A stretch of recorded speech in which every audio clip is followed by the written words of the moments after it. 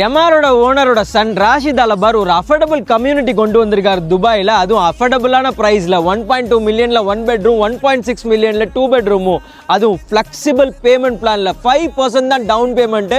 அடுத்த 30 டேஸில் அடுத்த 5%, அடுத்து பார்த்தீங்கன்னா 3 months ஒன்ஸ் 5%, அடுத்த 3 monthsல 5%.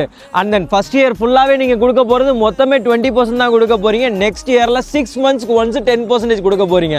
ஸோ பேமெண்ட் பிளான்னு பார்த்தீங்கன்னா 40-60 தான் பேமெண்ட் பிளான். இந்த ஒரு கம்யூனிட்டி பார்த்தீங்கன்னா 31 மில்லியன் ஸ்கொயர் ஃபீட்டில் 750 ஏக்கர்ஸில் வருது ஆக்சுவலாக.